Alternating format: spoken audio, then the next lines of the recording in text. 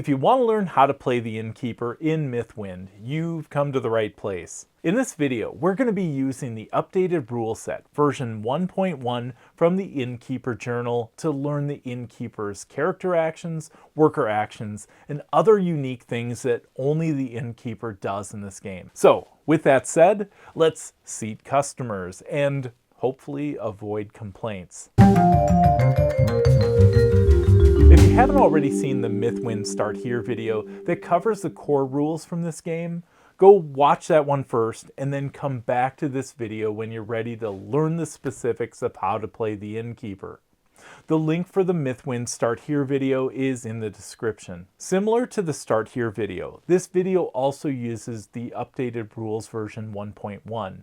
And remember, these rules can replace any previous rule set for the game. Also, before we get started, I want to give a quick shout out to OpenOwl Studios for sponsoring this video series and providing a review copy of the game. Their support and your support when you like videos and subscribe to the channel is much appreciated. It helps keep the channel going, so thank you.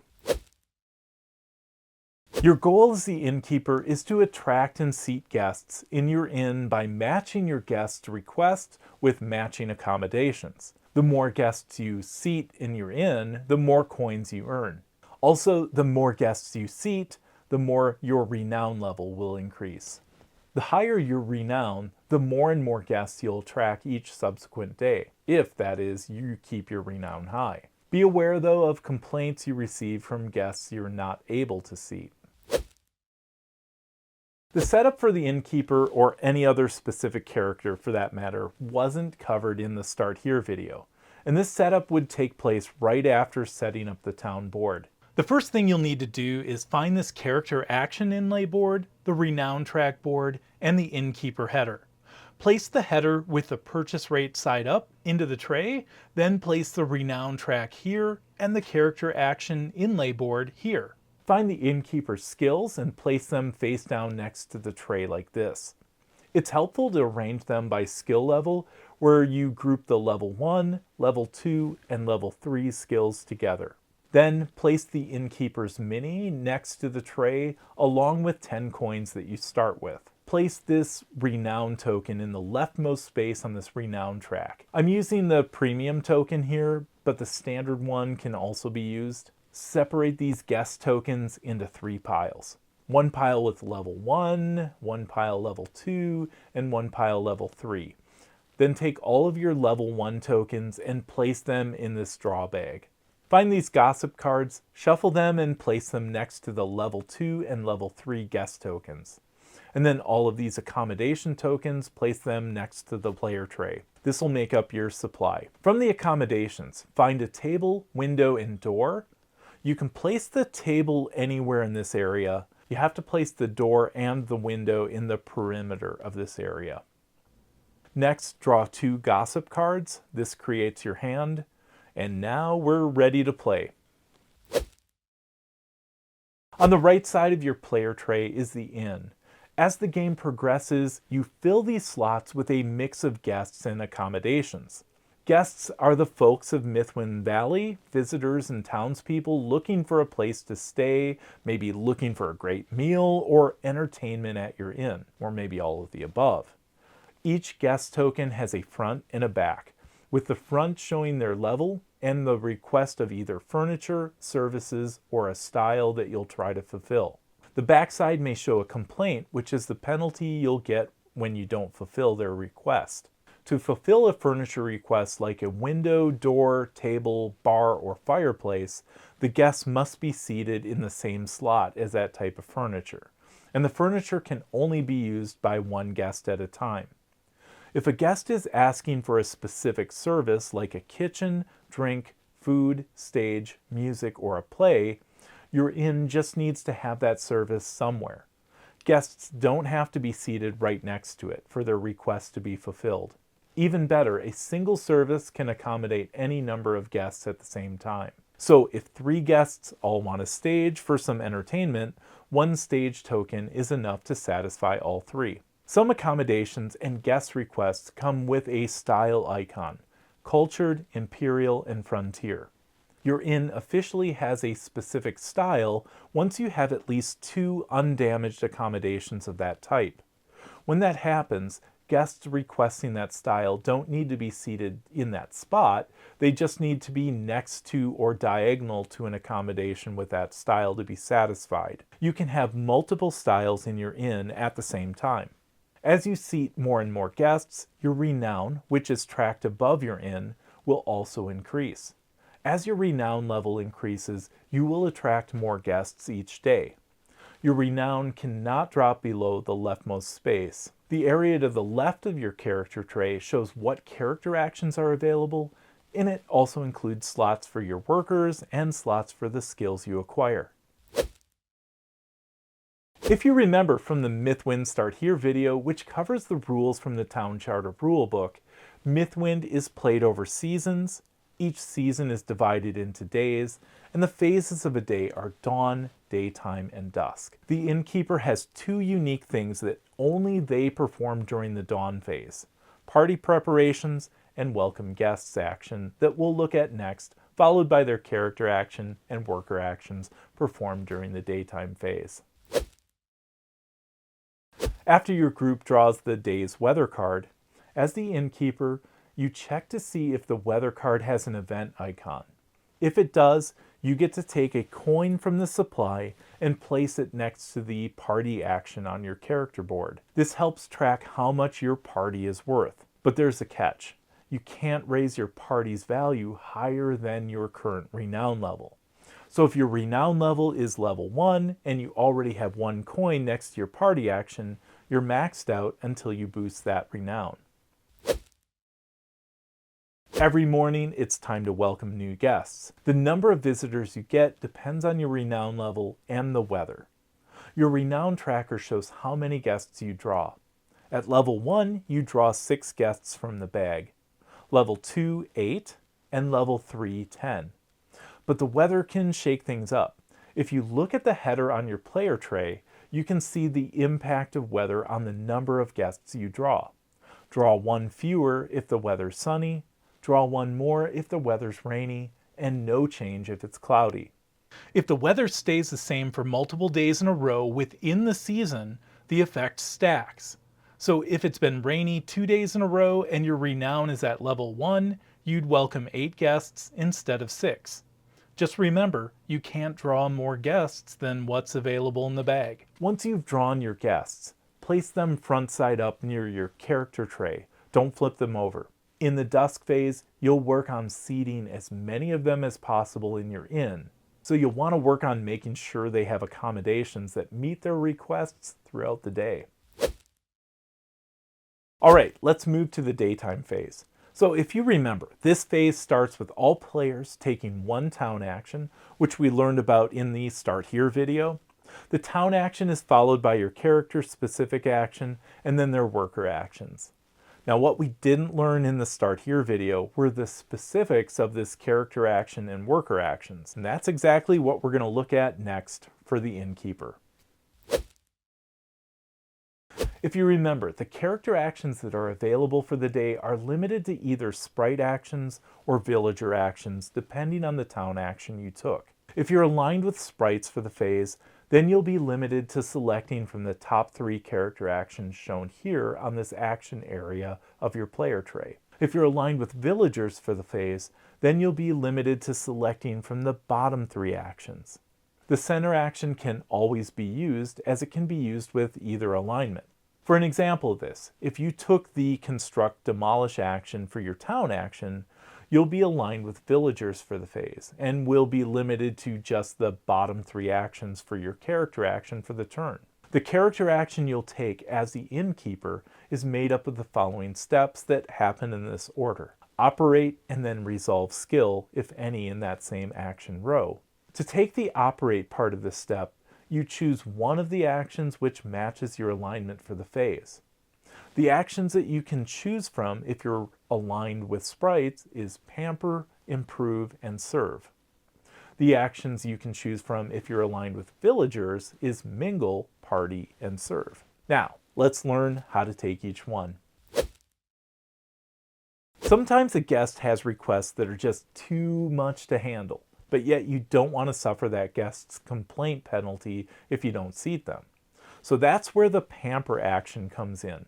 Here's how it works. You pick one guest from those you drew, seat them back-facing or rear-facing in any slot that has a furniture token. Completely ignore their requests, gain 1 coin, no matter the guest's level, and then you lose 1 renown if you have any to lose. Remember, your renown can't go below 0. The improve action lets you make a few upgrades to your inn.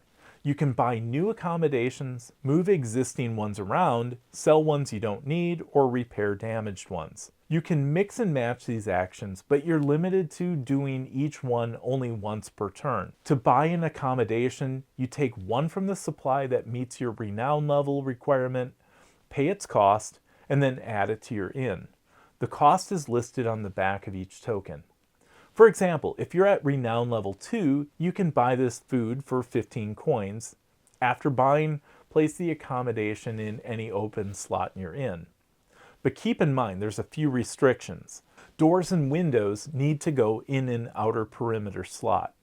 Drinks and food must be placed adjacent to a kitchen, and music and plays must be placed adjacent to a stage. Other accommodations can go anywhere there's a space. Adjacent for the innkeeper is up, down, left, or right, not diagonal. To move one accommodation, you move it from one place in your inn to another empty space in your inn. Just make sure to follow the same placement rules, and you can't move something if there's a guest sitting in that spot. To sell an accommodation, remove it from your inn and return it to the supply. You'll get back half its cost, rounded down in coins. For example, if you sell this window that has a cost of 8 coins, you'll earn 4 coins. Keep in mind that accommodations placed to meet certain requirements can't be sold. For instance, you couldn't sell your kitchen if there was food or drinks next to it. Accommodations that are damaged are flipped over.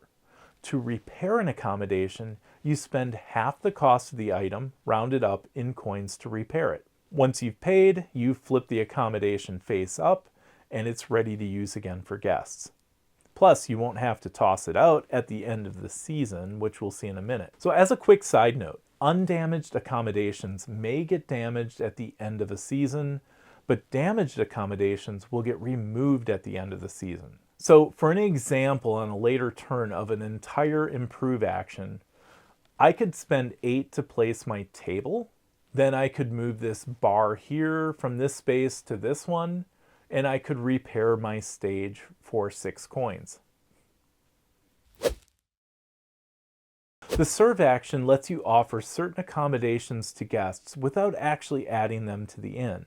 Here's how it works. You take a gossip card from your hand and place it face up near the inn. Each gossip card has accommodations listed at the bottom, and these accommodations are treated like they're part of the inn. So they can be used to fulfill guest requests during Dusk. Plus, any style icons on the card will count toward the inn style. At the end of the day, the gossip card is discarded and shuffled back into the deck. To take the mingle action, you take a gossip card from your hand, if you have one, and shuffle it into the adventure deck. Then you draw a number of gossip cards equal to your current renown level. And as a side note, if the gossip card deck runs out, you can't draw anymore. Later, during an adventure action, when someone draws a gossip card from the deck, you'll resolve the text and the effect icon on the card, ignoring the accommodations at the bottom. After that, you place the card face down at the bottom of the gossip deck. The party action lets you boost a specific type of accommodation in exchange for losing some of your renown. Here's how it works. You spend 2 renown and place the party token on one furniture accommodation in the inn to show which one's been enhanced. Then, during the Dusk phase, any guests seated on that type of furniture, even if they're not happy, will generate an extra coin for each coin placed on the party action on the Innkeeper board. After all guests have generated coins, if your renown level is equal to or higher than the number of coins next to the party action, those coins are discarded and returned to the supply.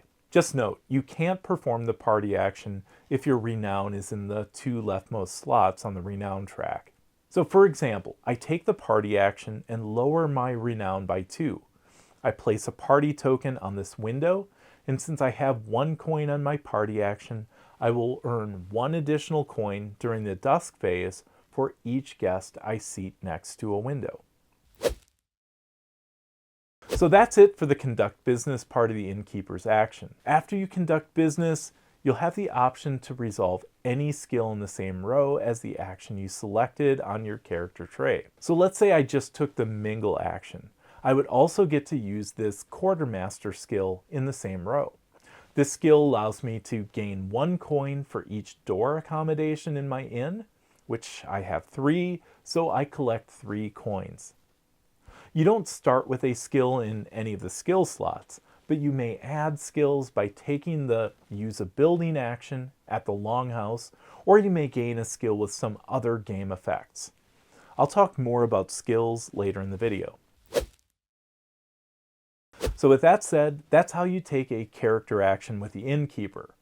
After the character action, then you take your worker actions. The number of worker actions you're allowed to take are limited by the number of workers you have in your dice well in your character tray. You can use all of your workers on a turn, however, worker-specific alignment limits what they can do. For instance, a blue sprite worker is limited to only taking blue sprite worker actions, and an orange villager worker is limited to taking only orange villager actions. The exception is this serve action in the middle of the board. It can be used by either alignment, just like it could for your character action. One more thing on workers. You can't stack worker dice in an action slot. Only 1 worker can occupy an action slot during your worker actions. To use a hired worker, you take a die from your dice well, decrease the number of pips shown on it by 1, then place it in a slot of your choice, which aligns with the color of the worker. Then you take the action exactly the same as we did for the character action.